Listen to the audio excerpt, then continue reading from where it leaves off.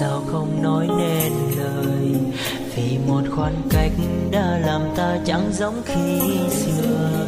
Tại vì anh sai hay tại em đã hết yêu anh như ngày xưa. Người yêu ơi, người hãy nói với anh một lời. Giờ thì lòng em không còn anh như lúc ban đầu, thì người cứ bước quay mặt đi hạnh phúc bên người.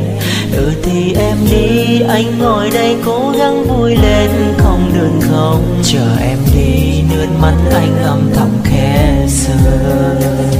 Hạnh phúc sẽ sớm kết thúc khi trái tim không cùng nhịp đập. Tình là chi mà sao thế gian cứ sâu biệt ly.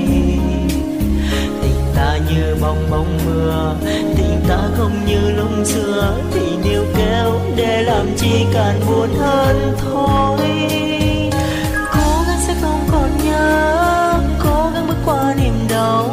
Và anh thầm mong em luôn mãi được hạnh phúc. Sẽ sống tốt bên người mới, sẽ cảm thấy vui nhiều hơn, và không buồn đâu khi mỗi đứa một con đường.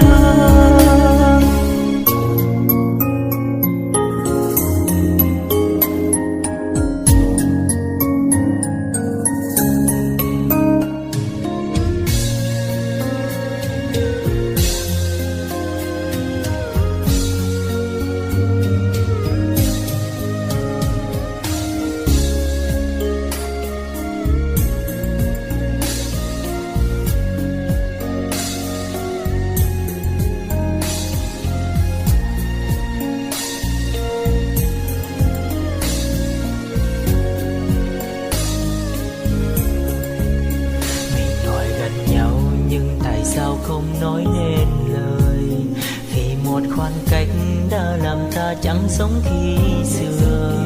Tại vì anh sai hay tại em đã hết yêu anh như ngày xưa. Người yêu ơi, người hãy nói với anh một lời. Giờ thì lòng em không còn anh như lúc ban đầu, thì người cứ bước quay mặt đi hạnh phúc bên người. Thì em đi, anh ngồi đây cố gắng vui lên không được không. Chờ em đi, nước mắt anh âm thầm khẽ rơi. Hạnh phúc sẽ sớm kết thúc khi trái tim không cùng nhịp đập. Tình là chi mà sao thế gian cứ sâu biệt ly. Tình ta như bong mưa, tình ta không như lúc xưa. Thì níu kéo để làm chi càng buồn hơn thôi.